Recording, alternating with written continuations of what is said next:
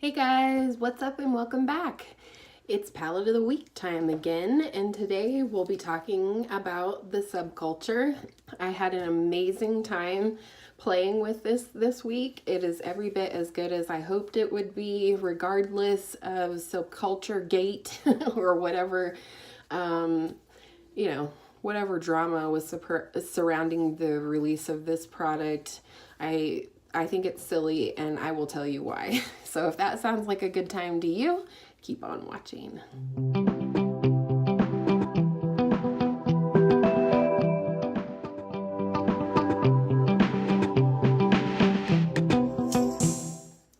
So the first thing I want to do is just tell you a little bit of logistics. I'm sorry if I'm catching a glare. I'm filming at my desk today. This actually has been working out really well for me.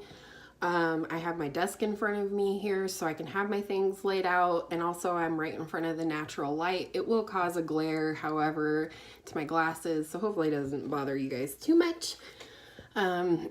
Anyways, subculture. There's a few things that you need to know about this. I have some notes here if you see me looking down. First of all, this palette, just like the Modern Renaissance and the Prism palette that we talked about last week, is $42 no matter where you buy it.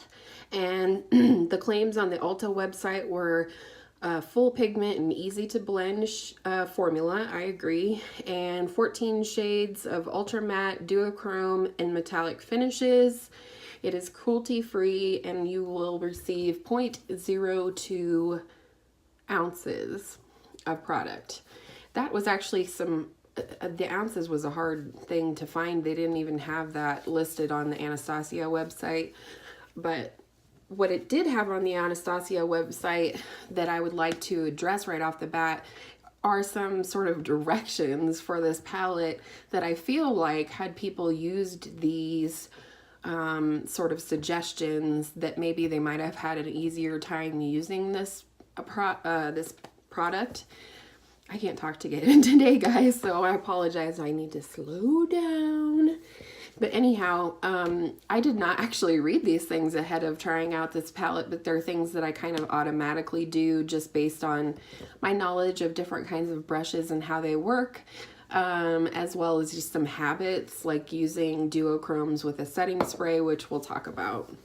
So their suggestions for you are using the duochrome shades, which are called Cube and Electric. Let's see if we can get this folded back. This is Cube right here. It is a sort of a sheer white, and it has a pink purple shift to it. I don't know if you'll be able to see it. See? Oh yeah, that's not too bad. You can kind of see what a shift it will give.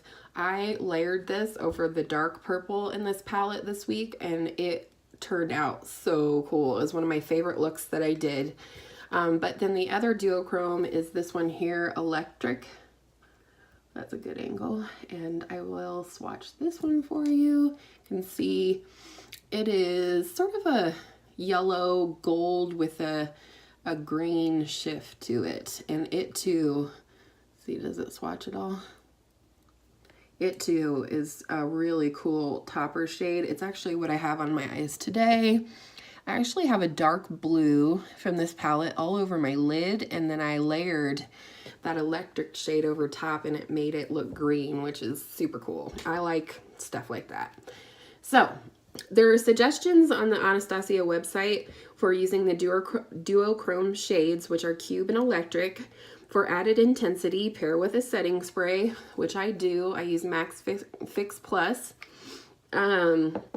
And apply using a small synthetic brush, which I also use. This is my flat shader brush from Sonia Kashuk. And for maximum intensity, when using shades dry, apply with a natural hair brush or clean fingertips if using the palette for self-application, blah, blah, blah.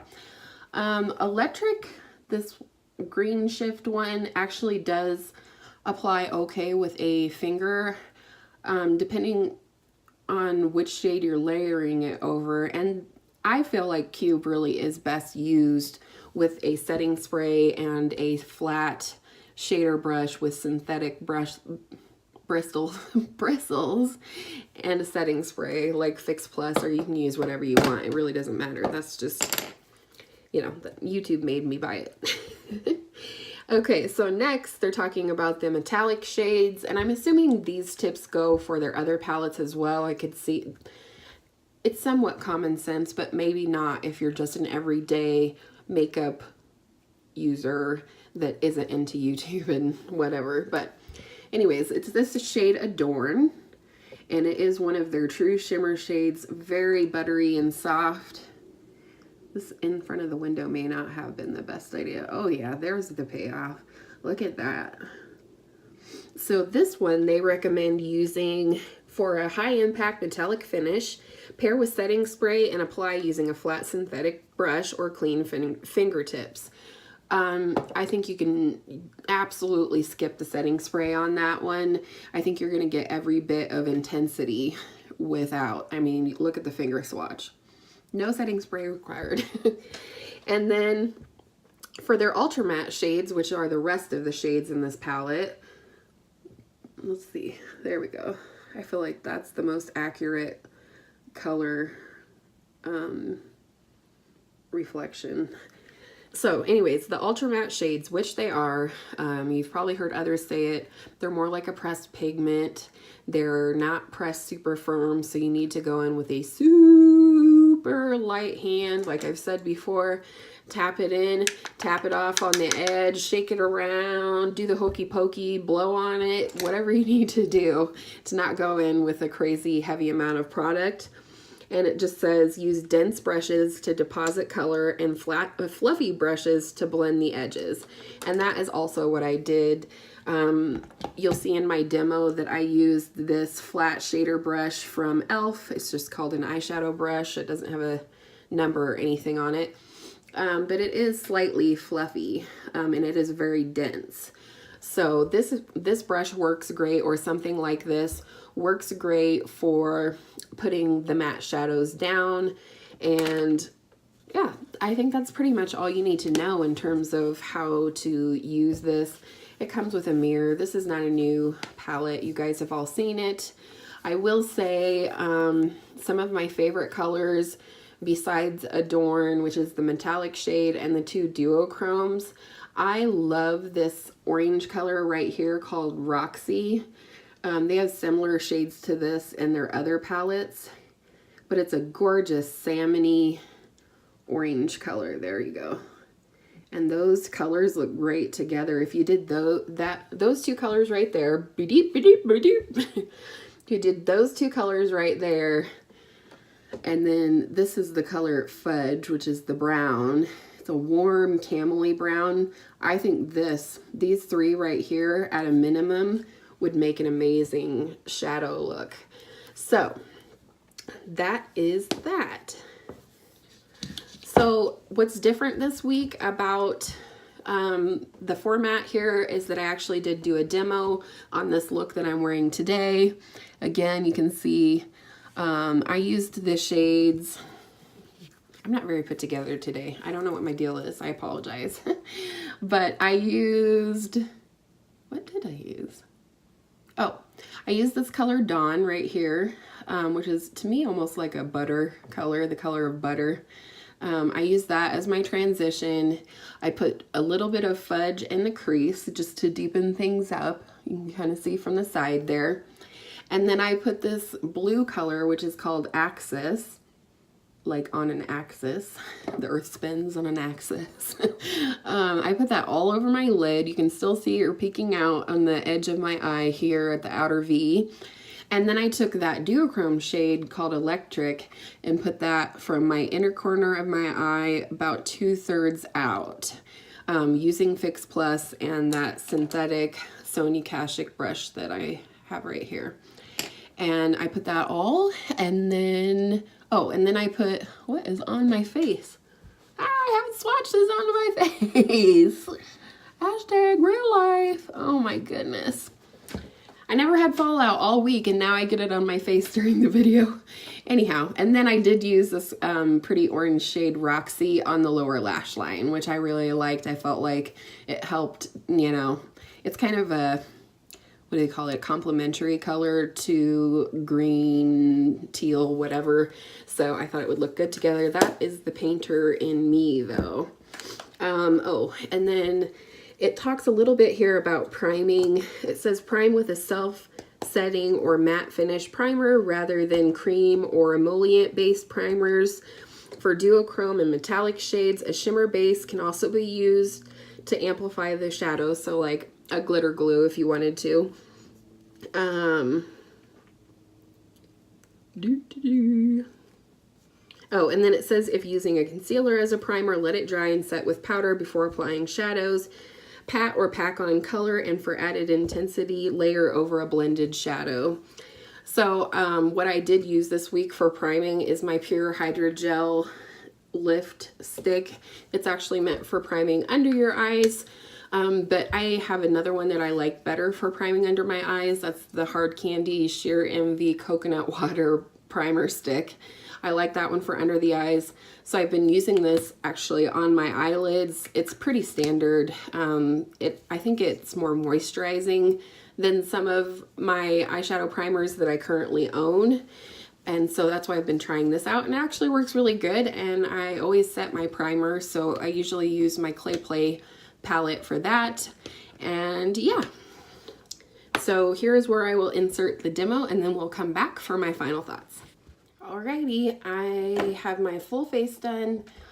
Everything, blush and stuff is kind of settled today because I'm trying out a couple of stick cream products for a future video. Stay tuned for that. But let's go ahead and get into, I guess you kind of call it a demo, but I'm not a makeup artist and I'm really not even sure what I'm gonna do. So I do have my eyelids prepped or primed with this Pure Hydrogel Lift. So far so good with that. And then I set with this color, which is Sand, in the Clay Play palette, which is frequently where I get my setting color from, especially with a palette like this, which is the Subculture, that doesn't really have a setting color. If you're my shade, you probably can get away with this one, but you know, whatever. So let's get into it. I am wearing navy blue with a little burnt orange and gold, so I think I'm going to start out with Dawn, which is that color I was saying I could probably set with. We're gonna go ahead and start with that as a transition shade.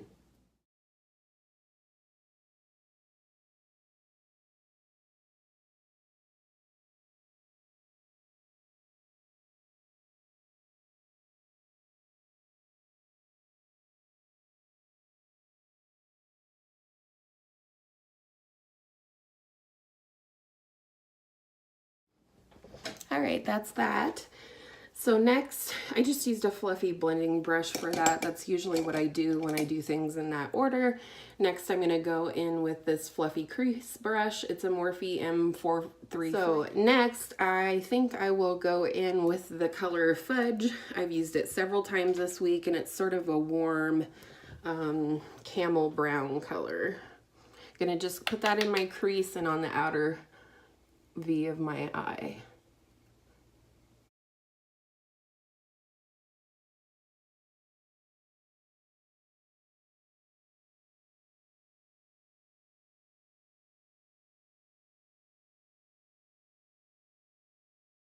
And then I'm going to go back in with that fluffy blending brush with just a tap of that first Dawn color and blend that out a little bit.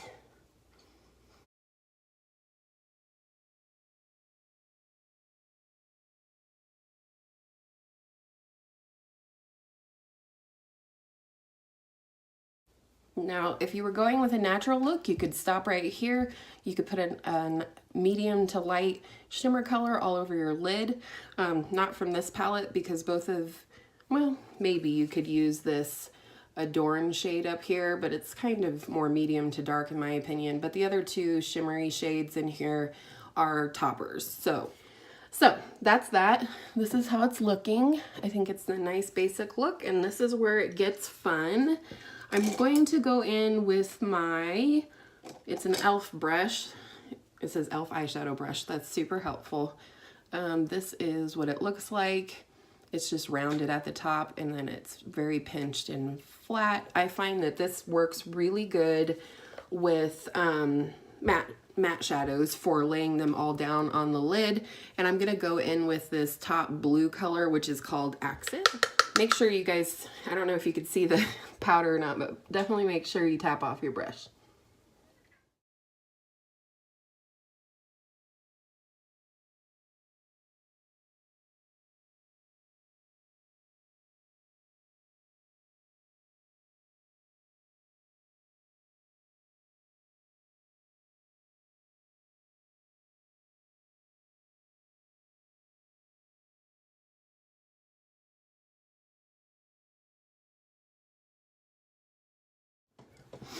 All right, this is what it's looking like. Don't be scared.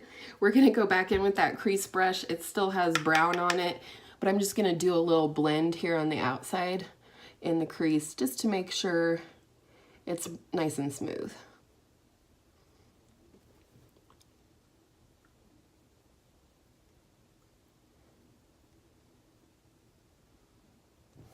All right. Okay, so I had to stop the video for a second because I forgot the most important ingredient to go along with the Subculture palette, and the reason being because it has these that are more like top coats. They don't pick up very well on a dry brush. So I have my little tiny Max Fix Plus. You'll hear more about that in a future video, but I'm going to go in with my Sonia Kashuk flat shader brush, pretty small and very pinched, and just a little bit. The e.l.f. one is a little fluffier, so I feel like it works better for matte shades, and then also it's a softer hair. It feels less synthetic than the Sonia Kashuk one. So anyways, the Sonia Kashuk is great for putting shimmers, and especially if you need to use Fix Plus or, you know, another setting spray, you can use whatever you want. So next we're going to go in with this shade right here called Electric. I've been using it a ton this week, and it's just gorgeous as a lid highlight. You'll see I didn't quite go in all the way with the blue, but I don't like to go that far in with the darker shade that I'm putting under, because I don't know, I think it just darkens the eye too much. So here we go. We can already see it's starting to lighten up that blue. And I'm kind of patting and dragging just a little bit.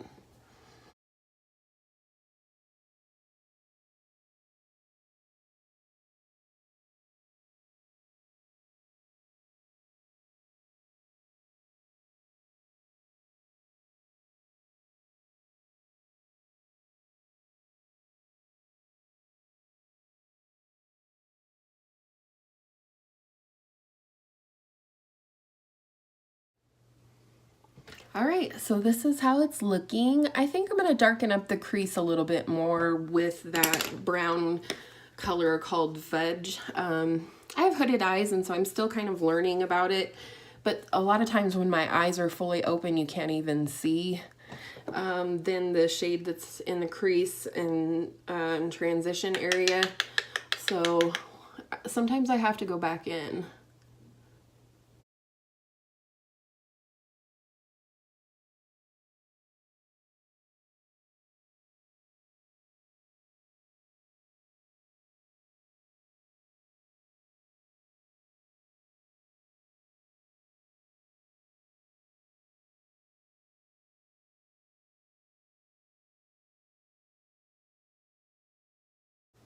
How's it looking? I like it. All right, last step. I know some people wait until after they do mascara for this step. I don't. This is just how I do things. Not necessarily how I recommend you do things. So I think what I'm gonna put on the bottom lash line is, what color do we want? I think we're gonna do this orange color, Roxy. Another color I've been loving, and there are similar colors throughout the ABH shadow line. And I'm going on this tapered Morphe M507, and I like this for the lower lash line, so we're just gonna put some down here under the lower lash line and up just a little bit, just to tie it all together up in this crease a little bit. And do the same thing on the other side.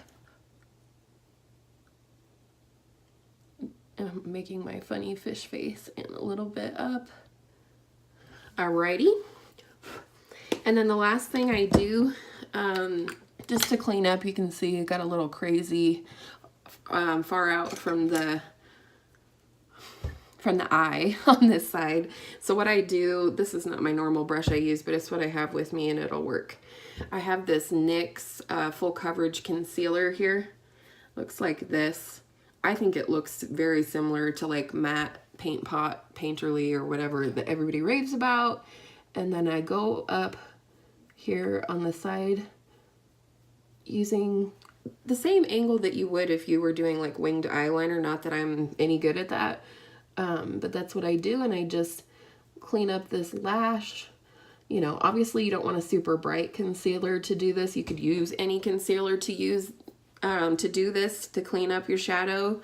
But I like this one. It's a little bit drier formula, and it was a summer shade. Sorry, trying to do the left side with the right. Anyways, this was a summer shade for me, so it's close to my winter skin, because it's brightening for me in the summer. But also, I really don't like it under my eyes because it's too dry. So anyways, so now you can see we're kind of cleaned up. If you like that sharp line, and some people do, especially if you are going to do a winged liner. I am not going to do winged liner, so I'm just going to blend that harsh edge out just a bit and do the same thing on this side. And that's it. That's the look that I came up with the Subculture palette. These shadow toppers in here are amazing, but you'll hear more about that in my final review.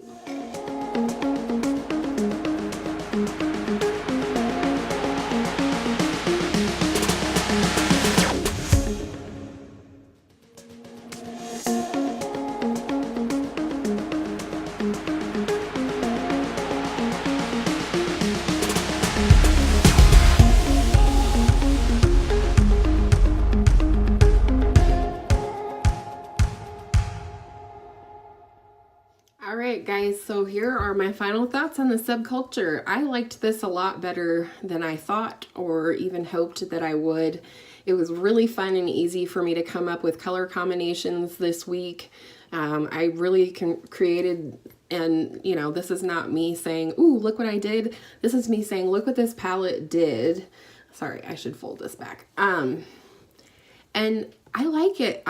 Some of the pairings that I did, I told you about the look that I'm wearing today, but again, I did a look yesterday, I believe it was, with this purple color Rowdy all over my lid, and then I took that duochrome called Cube and put that pinky purple shift over top of the dark purple, and you would have no idea that I had such a dark color on my lid from how this duochrome really lightened it up.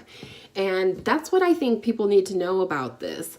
I think this was created, I mean, I can't speak for, you know, the brand or anything like that, but I feel like this is really best used with these matte shades in mind and how they will look with the duochrome over top. These are both meant to be toppers, and they work beautifully that way. And you could even put this cooler tone, the pink purple shift, over top, you know, a green or you know, a yellow, and see how that looks. I mean, there's endless possibilities. I feel like I barely touched on the different looks that could come out of this palette.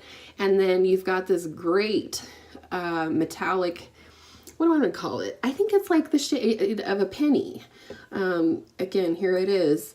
I think this would look gorgeous, matched with a lot of mattes in here. Like, I could see this being a good look, like this penny color, this sort of army green color, and this color right here called Dawn. I think that would make a pretty look. I could see doing a look with these three right here, this yellow, this teal, and this brighter orange, more yellowy orange called New Wave. I think this is the one that people were having a fit over and like banging their brush in it like, oh, look at the fallout. Again, you just need to be super light-handed with this and go in slow. I think the brushes make all the difference. They're talking about, you know, some real hair brushes versus synthetic. In general, synthetic brushes are going to work better for shimmery or metallic eyeshadows in terms of laying them down and making them look smooth and not gritty or glittery. And also blending. You know, you really got to blend out the edges on these and go in low and slow. You know, go ahead and just put the tiniest amount of product that you can put on your brush and start working it in that crease when you're working with the mattes, and then go in with the biggest, you know, fluffy crease, or not crease, but blending brush you have, and just really blend it out. And if you like to do it, take one of the lighter shades like that Dawn color that I was talking about right here. That works great for blowing out the edges of some of the darker colors, and it's just a beautiful palette. I have no complaints. There's not an ounce of me that is disappointed in this palette. I have like swatches all over my hands, but anyhow, and I still have it on my face. So all in all, guys, this was a huge win for me. I love this palette. I think it will absolutely pair with the Prism palette very well. I talked about that last week in our palette of the week video, how I was intending originally when I bought them to pair this one with the Prism palette or vice versa. And I think now, having really explored both of them separately, they're going to pair together amazingly. And I think I will do a separate video just on that. So I won't go into that right now. But now you have my final thoughts. As always, you do you. This was one of the times where I listened to my gut when YouTube told me not to buy it, and I bought it anyways because I was really attracted to the jewel tone colors. They're just rich, and they're very much in that bold jewel tone category of colors that I like to wear. And I'm really glad that I listened to my gut on this one and went ahead and got the palette, because it's something that I will use a lot in the future. So this coming week and the following week, I'm going to be doing Valentine's Day inspired looks using two palettes that I think are hugely romantic. I don't have them here right now to show you, which is very irresponsible of me, but they're going to be the Huda Obsessions mini palettes. I have the Mad for Mauves, which has beautiful pinks and burgundies and mauves and shimmers in it, and I'm excited to get some more use out of that one. And then the week of Valentine's Day, which is the following week, we're going to see how many looks we can get out of the Modern Renaissance palette, which I'm really looking forward to. I love those colors. I have used it, but I haven't really been concentrated on using it, which is what's great about the Palette of the Week series for me, but I hope it was good for you too. If you like this video, don't forget to click that like button for me. If you're not already, I would love to have you subscribe to my channel. I do upload quite a bit of content 3 to 4 days a week, and I will see you in my next one.